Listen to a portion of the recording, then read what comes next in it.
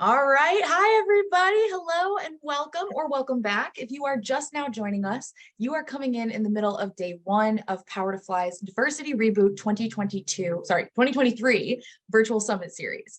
Now, our focus for February is on amplifying Black excellence. And this upcoming session with some amazing people from ServiceNow is going to dive into that. Now, I'm very excited to set the stage for them. But before we do, I just want to go over a couple quick housekeeping items, especially important if maybe this is your first Power to Fly event, in which case, hi, welcome. We're so happy to meet you. Or maybe you've been to a summit or haven't been to one of these in a while. So the biggest thing to know is that all of our events are about you. So we want our audience members to be able to participate as freely as possible. If you've got questions, send them in the group chat. If you have a question you want to raise, but you are unsure how to ask it, just shout it out, y'all. We want to help each other out here.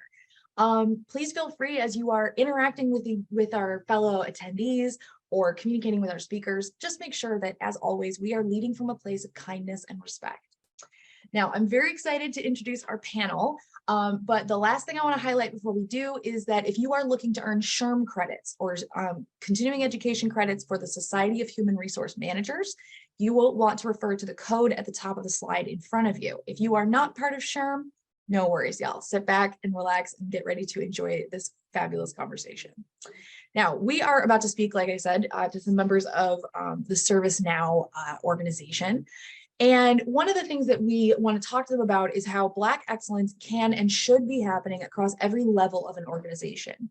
Now, ServiceNow is going to host this discussion while we continue to amplify Black voices and Black excellence by uplifting those voices, acknowledgement of Black employees' contributions, and we're also going to talk about some donation vehicles that you can use to support Black communities and support of their EBGs. So I'm very excited to turn the stage over. Doris Brown from ServiceNow is going to be leading the conversation. Doris is the Senior Director of DEI Strategic Partnerships with ServiceNow, where she engages with strategic partners to advance the company's DEI narrative, provide inclusive professional development opportunities, and to help open new channels for business growth. Doris has previously honed her experience in reputation management, diversity communications, supply chain communications, and messaging with Fortune 500 companies as well as nonprofit organizations.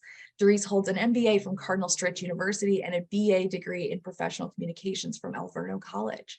Welcome, Doris, to the stage. I am going to turn it over to you to introduce Tim, Andrea, and Alexander, but I can't wait to listen in. Take it away.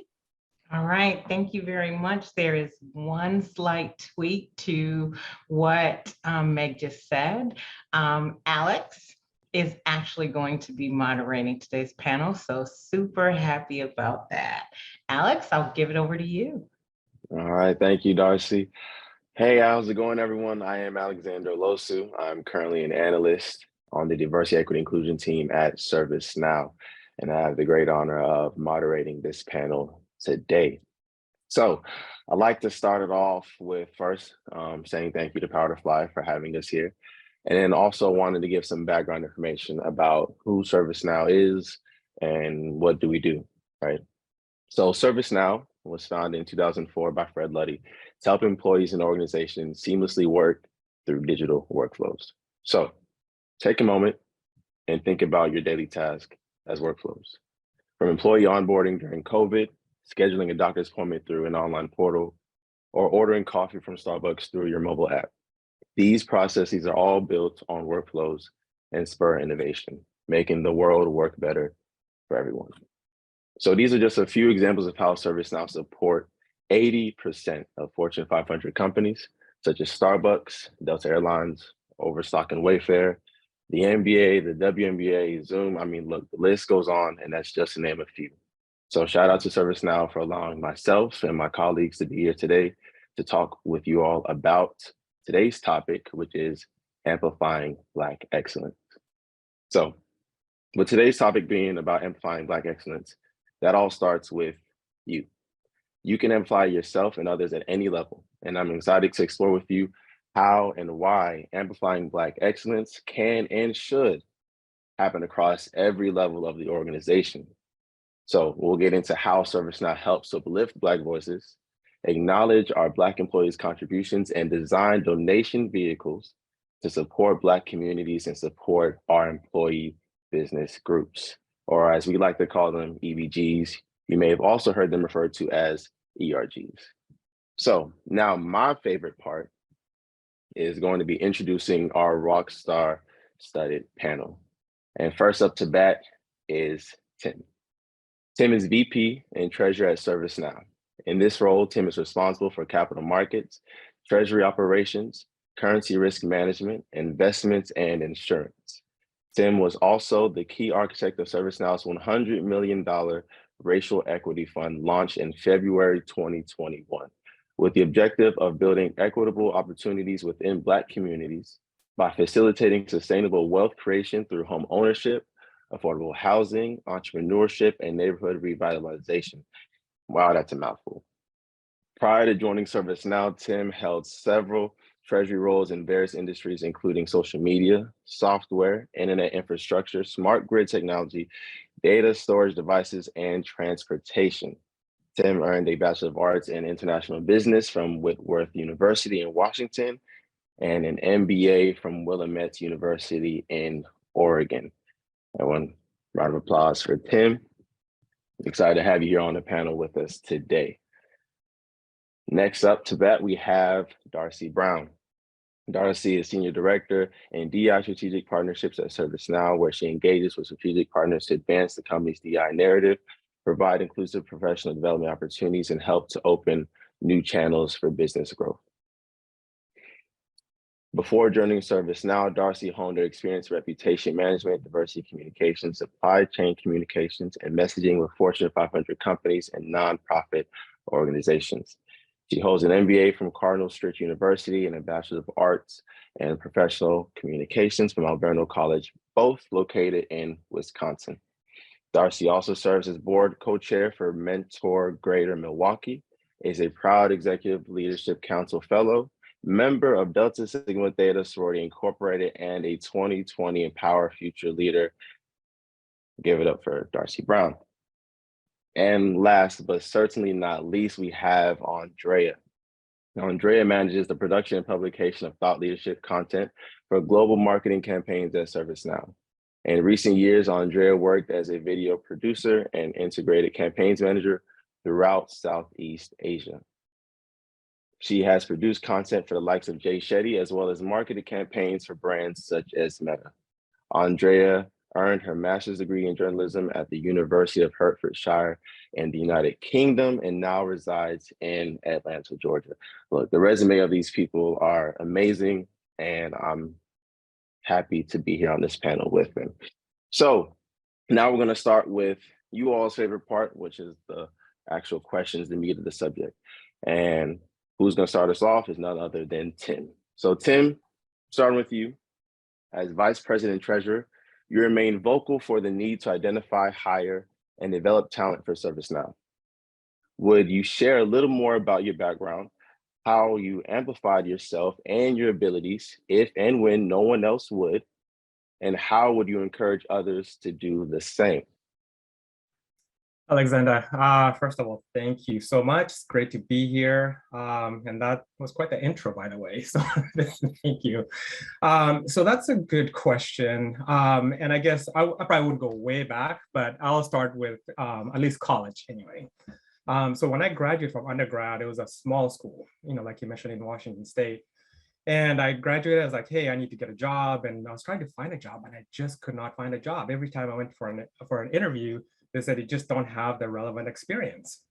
And so, I could see my friends were getting jobs, but for some reason I just couldn't find one. And so I decided, I was like, you know what, I might as well go to grad school. Maybe it would improve my chances, right? I was already broke anyway. So what's being broke for another 2 years and take on more loans? And so I figured, like, might as well go do that. So I went to another small school, got my MBA.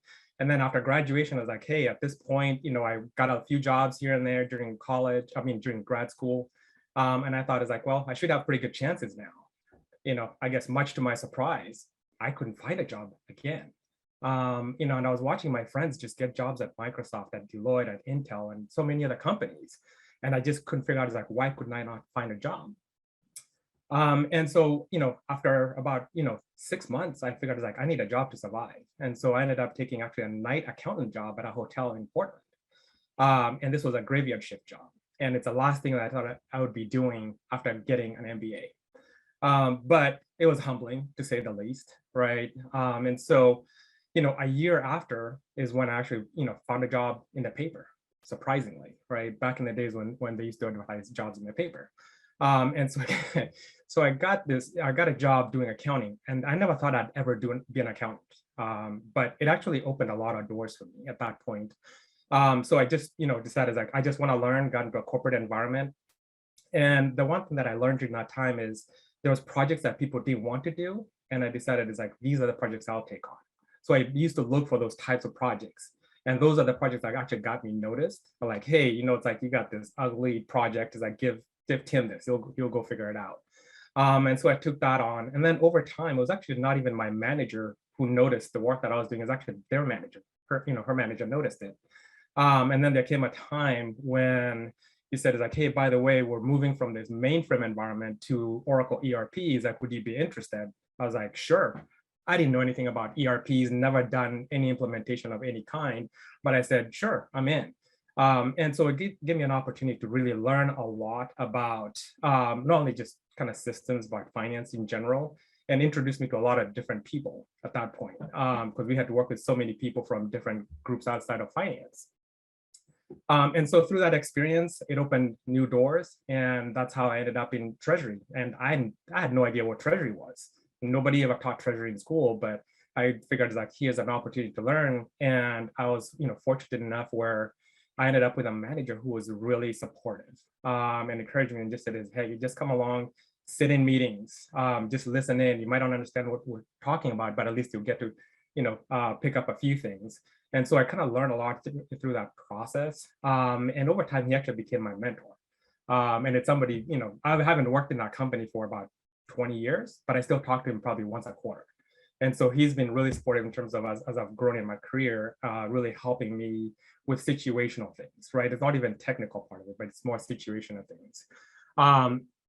And so one of the things that I've, kind of learned over time in terms of just when you think about just, putting yourself out there, right? A lot of times we don't want to talk about our accomplishments, but one of the things that actually one of our board members here at ServiceNow, Larry Quinlan, he's one of the Black board members, he just said to me, you have to be known for something. And that didn't really, it registered for me, you have to be known for something. And then I kind of went back and thought about just the things he had talked, things that I've done in the past.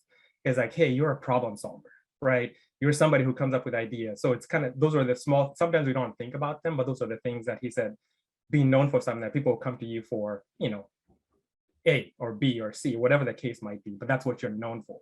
And so that really resonated with me. And so it was great advice. Well, thank you for that. I love the whole part about taking on work that maybe no one else will, even though that's not something I'd like to do. But it shows what you have to do at times. So I think that's very important. Andrea, I'm gonna pass this off to you because similar to me, you're earlier in your career at ServiceNow. I think it would be interesting to bookend some experience with your experience of how leaders have helped to amplify you and you in turn help others. Well, first, thank you so much for the fine introduction, as always. But yeah, even though I'm newer to managerial roles in tech, I've always been comfortable helping anyone else that's new to a team or new to a company, because the leadership that I've gotten has really molded how I lead people now. I remember last summer when I met my team in person for the first time, and we were sharing our Myers-Briggs personality test results. And that's when I was learning that I'm the advocate personality type, and nobody was surprised to hear that, because I'm always looking out for everyone in the room. I'm trying to make sure that everyone's being treated fairly and everyone's being accounted for. And so within my first 3 months, when I was told that I'll be leading our interns, I took the responsibility very seriously, because I don't feel like interns need busy work. I feel like they need to have ownership. I feel like they need to have a project that they can be proud of and say that I made those decisions myself. So remembering that these are young adults that are looking to mature in their roles and mature on the teams that they're in humbles me, because that's the same approach that I have towards any of my leaders. Instead of having someone show me how they would like something done, I'd rather them help me be comfortable with doing things that I feel like I'd probably fail at. And that's the same approach that I have with our interns or anyone that I'm leading. Because the best leaders that I've had, I know, have taken notice that I'm very flexible and I'm very moldable. And I don't care if I do something wrong or if I'm failing at something very quickly. And so that's probably why I like to work with people who are also earlier in their careers, because I know that they're going to be a lot more eager to take on a project, and they'll have a very humble approach to doing things incorrectly. And I'm grateful that I'm able to kind of be that guidance for other people, because I know that it's just illustrative of the really good leadership that I've received in my career. That's amazing to hear. I specifically resonate with ownership over your projects, because the last thing interns need is another coffee run to put on their resume. Actually being able to own something for sure can definitely set you miles apart. So thank you for that piece. Now, Darcy, as a leader in the DI space, you have a unique perspective and background. How would you recommend professionals look for ways to amplify themselves and others?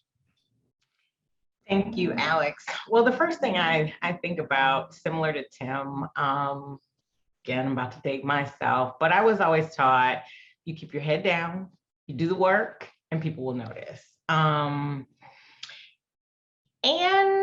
causing, me keeping my head down too much, it caused me to miss out on tremendous opportunities to amplify myself and my work. But I received tremendous gifts throughout my career. Women in leadership that look like me. It doesn't necessarily happen. And it generally doesn't happen twice in your career. And it did for me. And one actually challenged me to put the same effort into me as I do for others. I generally would play the background. I generally would make sure everyone else was amplified and recognized. But I never took credit for the work that I did. And I didn't necessarily feel comfortable sharing what I do. So one of the biggest things I would say for people is, when you have an opportunity to share, take it. One of the things that I learned, I went through an African-American leadership program, and it stays with me, is that stage time is leadership time. There is no better time to define yourself as well as your abilities. And, when you see an opportunity to leverage your skills and your talents, take it. Don't be shy. Similar to what my fellow panelists have said. And it's okay to do things afraid. If I was to make a list of how many times I've done things afraid, similar to Tim, taking on things which to me are out of my scope, and I question, why do I have to do this? You sit down, you put your head down, and you make it happen. And failing fast is one of the best lessons there is, because when you are in a space where you can fail fast and recover, that is a lesson that will stay with you the remainder of your career as well as your life. But I also want to reinforce that when it's wherever you are in your career, you can always help others. You should help others is more what I need to say. In meetings, whether it's in casual conversations, on social media platforms, clapping and sharing the spotlight with others allows us to continually lift as we climb. Yeah, I'm gonna put that "doing it afraid" quote on a t-shirt. That is and really impactful advice. Because often enough, especially when you're early in your career, you're afraid to mess up, you're afraid to look less than, but doing it afraid, I definitely appreciate that advice. So now we're going to talk about how we expand our reach and how we've done it externally. So Tim, back to you. You took a chance and it's helping our community in a big way. Would you share what the ServiceNow Racial Equity Fund is, how it was conceived, and how it's benefiting communities of color across the country? Sure, definitely. So the idea actually all started back in May of 2020. So we were watching the coverage of George Floyd's murder, and I began to ask myself, what could I do to influence change, right? Because in previous times I felt so helpless, but this time around I was like, gotta do something. So one of the things I actually started looking into was just the racial wealth disparity, and did a lot of research and a lot of reading. And one of the studies that was out there actually quantified, the cost of Black inequality was about $16 trillion over 20 years, for the last 20 years. And so just to kind of give you some perspective, the US economy in 2022 was 25 trillion, right? So if you think over that time, it's like, hey, if you're losing like 5% of the total US economy, that's a huge impact. And that's what the cost of Black inequality has been. Right. And so at that point, I figured it's like, okay, what can I do? Right. And I started thinking about other things. I didn't even think what I could do in my own role. But then one of the things that I thought about was, hey, by the way, in my role, we're in essence, many ways, providers of capital when we think about the cash that we have on our balance sheet. And so I thought, maybe there's something we can do. And so started looking at different options and talking to a lot of different people. And then the one thing that stood out even from the report was, hey, homeownership is the #1 way that people actually build wealth in the US. And then when I look at that, when they quantified the whole cost of Black inequality, a big part was just a lack of access to capital. So whether it's capital for buying a home, going to college, or starting a business. And so this is where I saw that opportunity. And so, another one of those things, I was afraid. I was like, I'm not going to bring this to management and say, by the way, we have an opportunity here to make a difference. And I actually didn't want to do it, to be honest. I didn't want to do it. But my gut kept telling me, it's like, hey, you got to do something. This is right in front of you. So, found the courage, brought it up. And to my surprise, management was like, hey, yeah, let's do it. The board was like, let's go, let's do it. And so we ended up really focusing the fund, there's $100 million, like you mentioned, focusing the fund on home ownership, entrepreneurship, and also like the neighborhood revitalization, because those are the 3 big areas that we thought we had an opportunity to influence. So, it went live in February of 2021. And so, that cash was deployed within 11 months. So by the end of the year, was already deployed. So you can imagine if 100 million can be deployed that fast, think how big the need is, right? And so when I just kind of give you some of the outcomes that we've seen so far. So about 360 mortgages have been funded, and about 140 of those have gone to women. And so those have been the recipients of these mortgages. And then there's about almost 1,800 rental units that have been funded as well. And one of the interesting things that we actually found through that whole process was almost 90% of those households were led by Black women that were funded. And so, so those are the things that we're saying, like, hey, we're really having an impact where we wanted to have the impact. And then we just got an interesting, statistic the other day that, like we said, the whole goal of this was to really help build wealth. And just over the last 2 years, the equity that has been built up in these homes that they've bought is up 20%. So it's almost $90,000, right? So this is making a real difference to where now it's like, if you want to start a business, if you want to go, send your kids to college, or whatever it is that you might want to do to just improve your life, this is actually making a difference. And so I'm glad I actually went through with it, and we could see that, the funds working out there. So ServiceNow was a great partner. So. Yeah, I'm glad you went through with it as well. Yeah, you took Darcy's advice, did it afraid.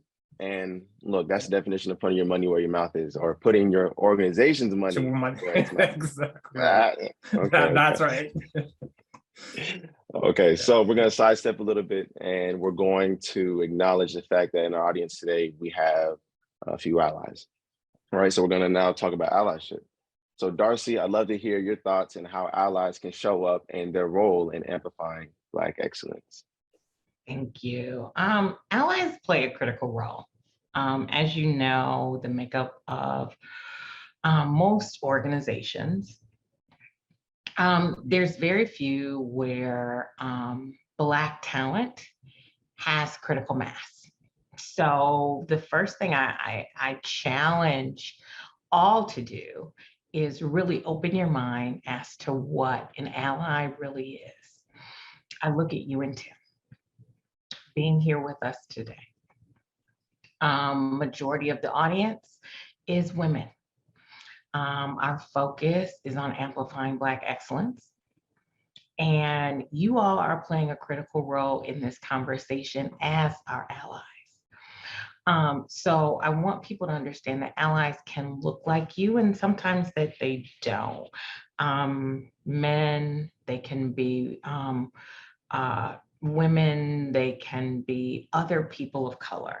And, you know, when you think about the role of the ally and the benefits of having allies, many times those allies that I speak about, they're in those critical rooms that we may not have privy or access to right now.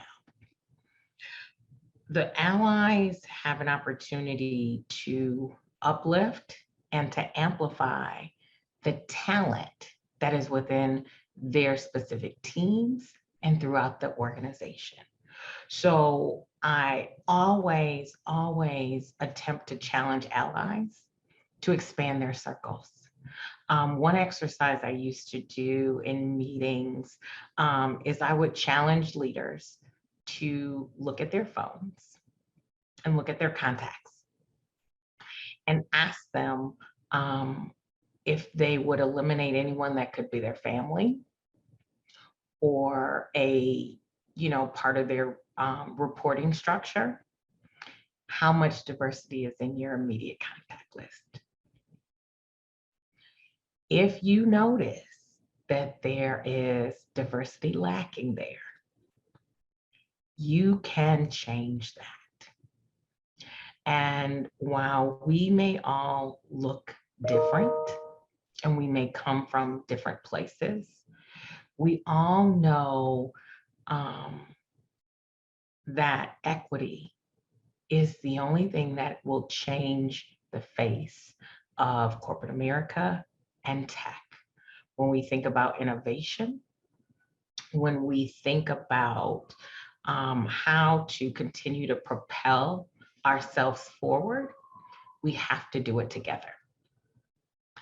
I also challenge those that are on the call that look like me to identify allies that don't look like you, because of the points that I mentioned ahead of time. You never know what an ally will do for your career. I'm here now because I had an ally. And I try to be an ally for others, and I encourage you strongly to develop those relationships, to work those relationships. Because when you think about allies, mentors, sponsor, there is work for you to do. It's not just on them. You have to show up and you have to show out and do your best work and bring your A game. I cannot tell you how much that will benefit you, and it will also help the ally grow as well. I've often heard that how people speak about you when you're not in the room matters a lot in your career. So that's something for us allies to, you know, take to heart. I've also heard that allyship should be considered more of a verb as opposed to a noun. So it's something that you're not complete in doing. It's something that you're always constantly doing. Now, Andrea, I now want to come to you, and I want to hear your perspective on how you can, you know, speak to the whole allyship piece and maybe being a manager of color you can offer some great perspective. For sure. I don't want to reveal my age, but I've been in and out of corporate for almost 10 years. And this is the first year that I've had a manager of color. And even though we can like bond over food and travel stories and how we show up for our friends and our families, she's the first boss I've ever had that works with me at an eye level. Like I never feel undermined or underhanded or like second guessed at all. And I think it speaks volumes to her character, and it gives me a lot of motivation to show up the same way. And no matter what it is I'm curious to try, I know that she's gonna support it. Like I know that she wants me to try my best, but I know that she's not going to make me feel any shame for not feeling my best. Like if I'm not feeling up for it, she's very receptive to that. So I like to show up for other people that same way. I'm always telling people that like she feels like my rich auntie who just wants to level me up instead of like my parents who's basing their success off of like my own success, which is a lot of pressure. Like last year when I got the chance to go to Afrotech with you guys and support the DEI department, I just wanted to be there and help out as much as possible. And I had an incredible time. And I was so excited to get back and talk to my team about it because a lot of them had never even like heard of Afrotech. They didn't know that a Black tech conference existed. And it was our most senior managing editor who also is also a managing editor for Forbes that asked me to write a story for Forbes.com to illustrate my experiences. And it was so humbling and I was flattered, but I was ultimately just grateful because my manager was the person who was advocating for me to go and making sure that she did everything in her power for me to be there. So without that type of support, I couldn't even imagine that opportunity, you know, manifesting. She's always very aware that I'm the only Black woman in a lot of the rooms that I'm in. And that's so important to me, like for so many reasons, because if there's a gate that's keeping me from advancing in my career, I know that she's working twice as hard to get that gate open for me. And it's helped me get a lot of respect from people outside of my team as well. Like some of the most senior or the most executive people at ServiceNow, you know, have spoken to me at eye level as well. And I really think it has a lot to do with the fact that she'll constantly make sure that my name is in rooms. Like she's never, you know, sweeping what I do under a rug. So that's been my motivation to show up the same way and to make sure that I'm always opening doors for other people and making sure that anyone I work with, no matter what level they're on, associate, intern, they feel seen and heard and respected. So Andrea, as a manager, has set the bar for how a manager should be because the smile that came across her face when she was describing her, that's the bar, you all. That's the bar. So we're about to get into our last question. So I urge everybody who is tuning in to go ahead and put their questions in the chat so we can get to them after this one. So this last piece I'd like to touch on. I'd like you all to please share one piece of advice you have for our audience on how they can celebrate and amplify Black excellence and Black voices in the workplace and in their communities, either through networking, recognition, or philanthropy. So since Andrea just talked, I'm gonna go to Darcy. Darcy, if you could speak on this, please, that'd be great. Okay, I'm going to take liberty and go a little bit beyond the 1 point, because the first thing I would say is I'm going to share with you my superpower and challenge you to find your own. Mine is identifying opportunities where others can't see them, not only for myself, but for others. I had the distinct pleasure to be in California a few weeks ago and just randomly grabbing lunch, I ran into Tim. Tim said to me, I want to talk to you because I really want to strengthen our pipeline of talent and ensure that it is diversified. for our finance team. And I said, okay, give me a minute. I was like, I might have something for you. And I thought about it and I asked him to join us here today. So again, think about, how do you find opportunities? Now, there's opportunities that are very clear and crystal, but then there's other opportunities that if you take just a moment to chew on and think about, you can 100% amplify yourself. Additionally, Andrea raised her hand and the middle of us planning for Afrotech. She said, I'm here. I don't know how you can use me, but I'm gonna jump in. We had a few snafus on our way to Afrotech. Andrea figured out a way to help us. We now had an opportunity to literally share with our 20,000 global attendees a sneak peek of what it's like to experience Afrotech. When I say you are a gift, I mean it. And I challenge each and every one of you to operate in said gift. Alex, we are identifying another gift that you have here today. And I thank you for it. Okay. I don't have any Kleenex to wipe up the tears that are welling in my eyes, but it's okay. I'm gonna let them roll. Tim, I'm gonna go to you next.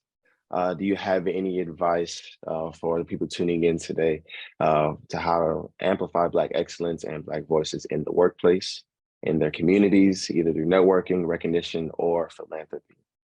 And how am I supposed to follow that?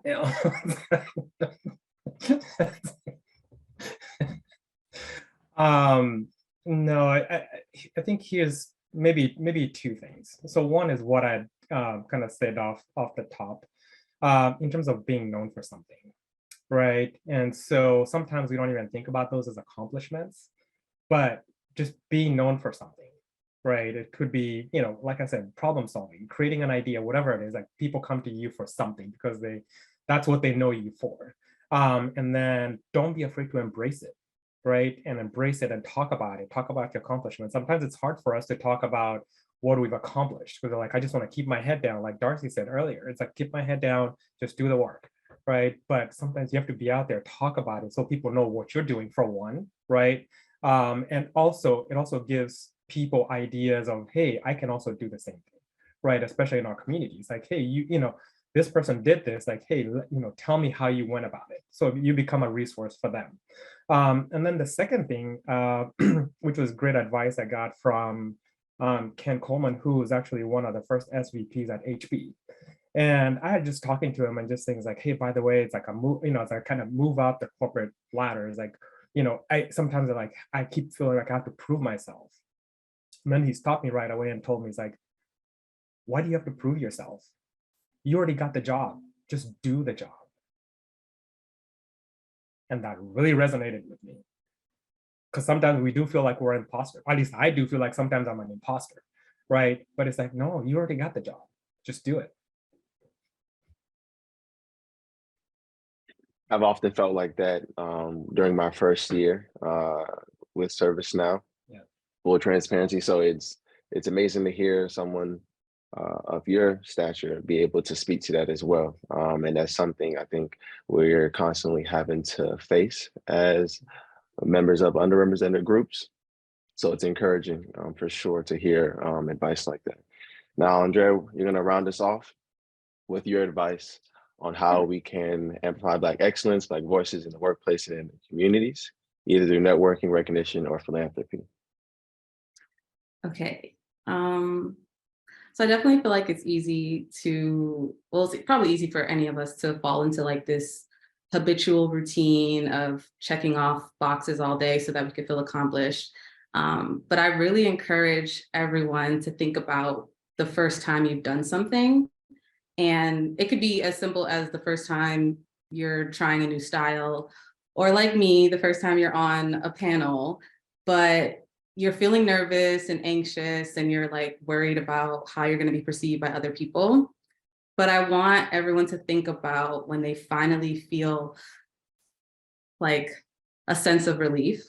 And if it's after someone says to you like, oh, you look great, or I love your hair, or you did a great job on that panel, or whatever it is, that source of validation is so important, especially when it's coming from an authentic space, because we've all been there and we've all had something that made us feel, like Tim was saying, like an imposter.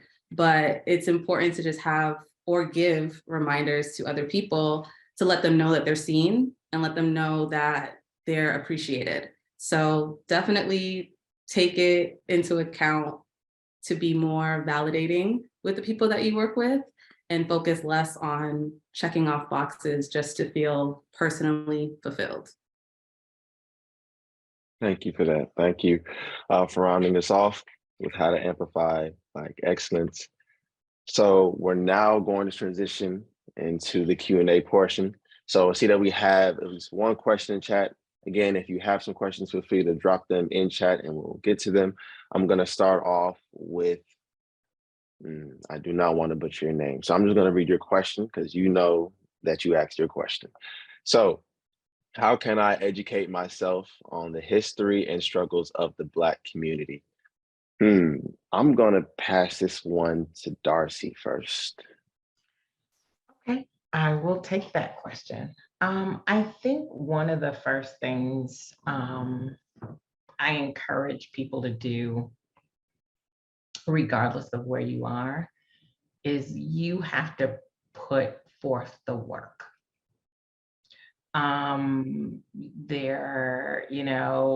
With information being at your fingertips, whether on the internet, there are books and movies, the information is out there.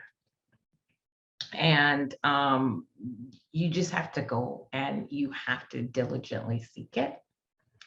I don't want to list like names and books and different things because I'm afraid that I might leave some critical ones out. But there is one thing I would recommend you do before you approach someone from the Black community is to do some work and begin to educate yourself. I happen to be a Black history nut, always learning, always growing. I'm Black, and there's always more for me to learn. And I think that when you do the work of researching and reading and watching, and it allows you to have a more educated conversation with someone from the Black community. I do encourage allies not to go to a Black person and ask them to provide you the history.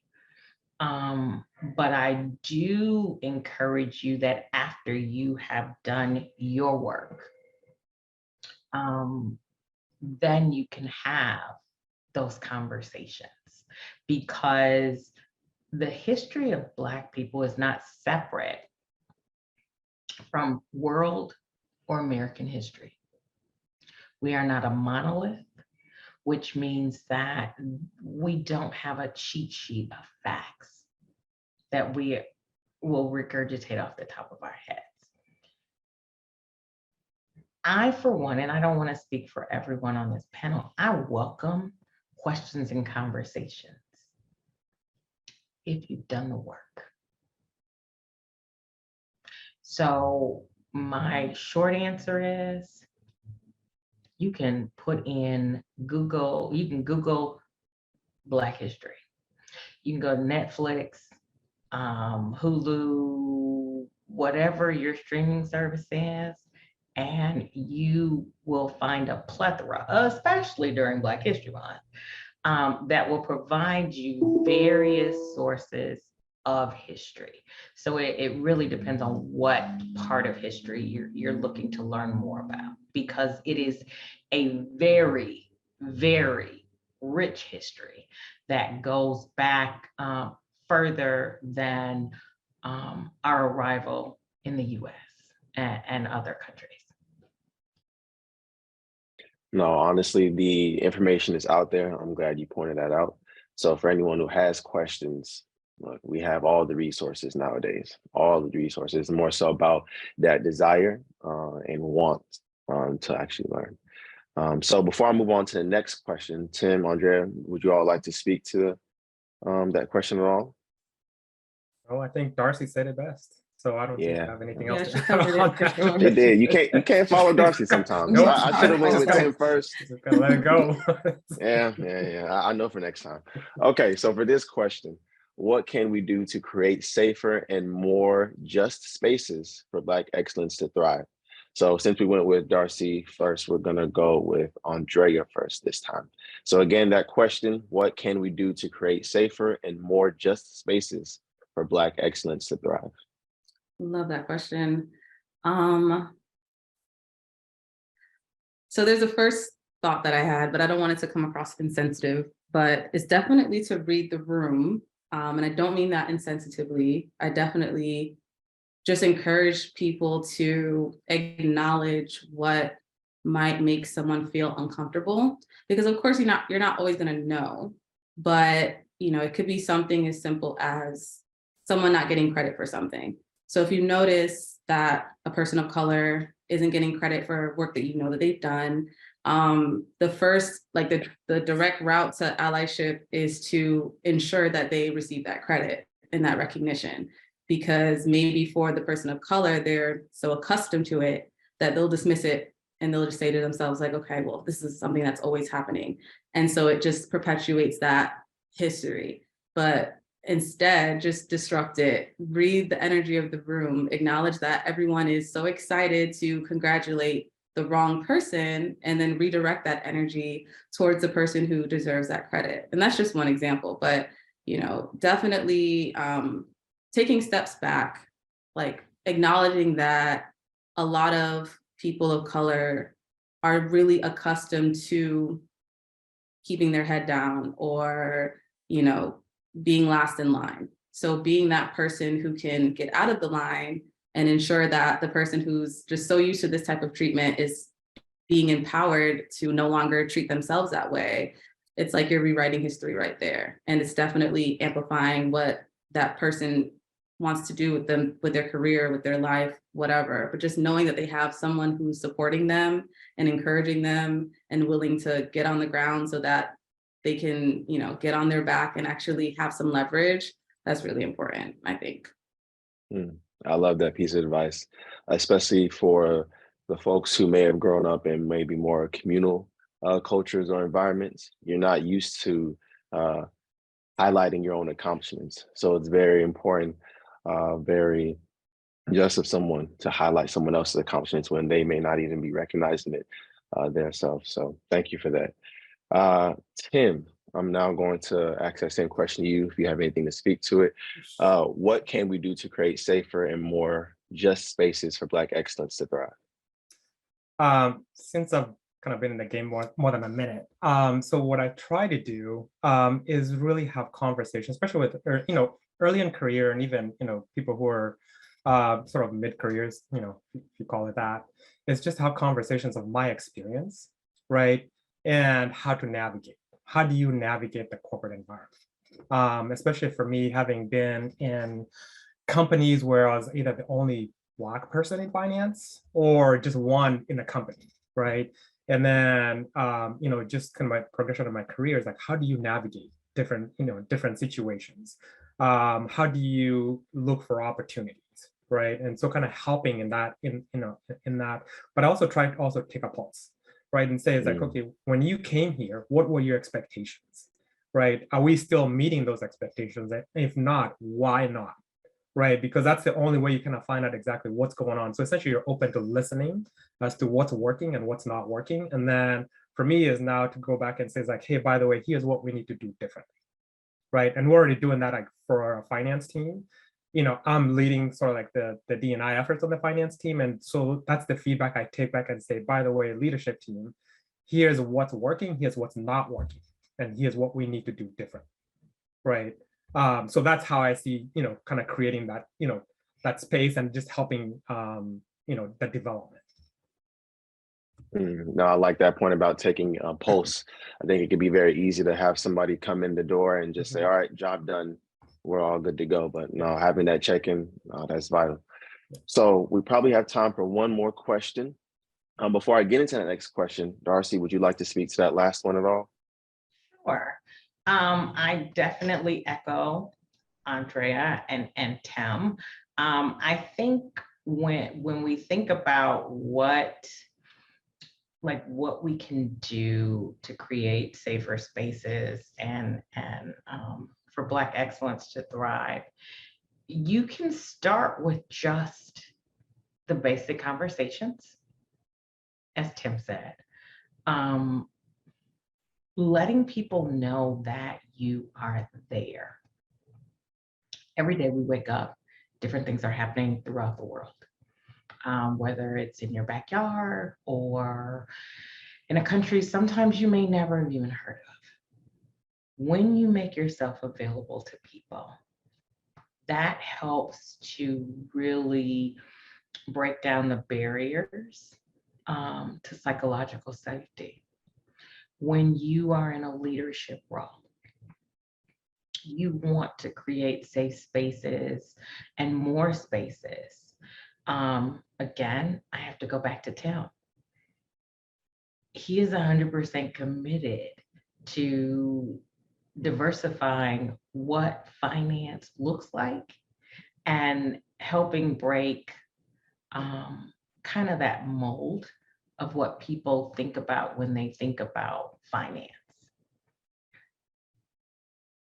Tell people, I want to create a diverse pipeline of talent if and when roles are open. Make it clear when you are at the midpoint of your career. Start having those conversations afraid. Start sharing, you know, in a professional manner, of course, what your experience is like when you have an opportunity. And when you're younger in your career, or I guess at any level, get involved. Most companies have an EBG, ERG, whatever it is you want to call it. It is an employee resource or business group. Join the one that you most associate with, but then join one that will allow you and force you to grow and to learn. That way, you're not only able to create a safe space for yourself, but you're allowing yourself to be a safe space for others. I love the EBG piece, utilizing resources that may already be available to you and seeing how you can leverage those. So our last question, we may have time to eke in another one. We'll see. Let me get this question and I'll go back to you, Darcy. I feel like you're best equipped to answer this. What is ServiceNow doing to provide more inclusive and equitable opportunities for Black excellence to be seen and heard? I go back to what Tim had mentioned. We have a diversity advisory council. And this council is made up of not only our senior leadership, we have leaders such as Tim, who are like on the ground, really taking deep dives into what's happening, not only within their function, but across the organization, and identifying what those barriers are. Are the barriers in hiring? Are the barriers in development? Are there barriers in promotion?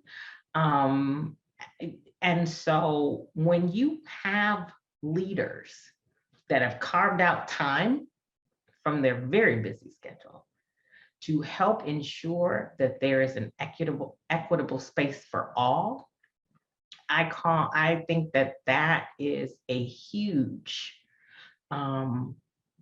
win and continued win for ServiceNow. Additionally, we have opportunities to show up like this, and and with audiences like this.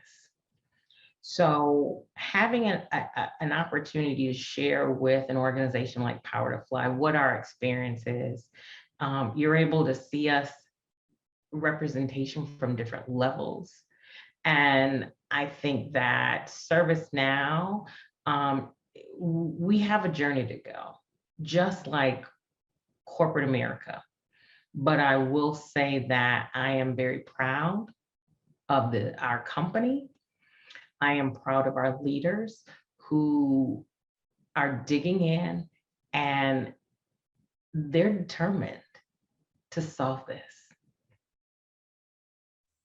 And if I could just add just real quick onto that. So one of the things, for example, we're doing in finance, right? So, there's top talent, especially from underrepresented groups. And so what we're doing is actually taking that top talent and saying, we're going to match you up with a finance leader. So someone on the leadership team. So this is a way for them to be seen, right? And also to be coached.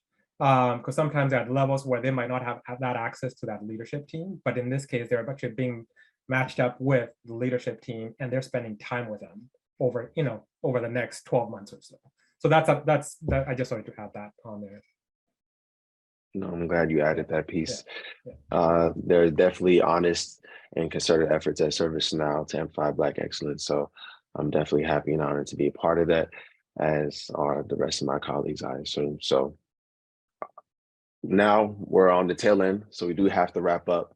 I did want to skate this last question in, maybe like a sentence or two from everybody just to wrap us up. What do you think are the biggest barriers preventing Black excellence from being recognized?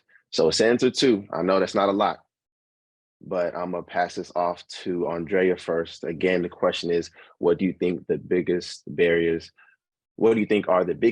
for preventing Black excellence from being recognized? Fear.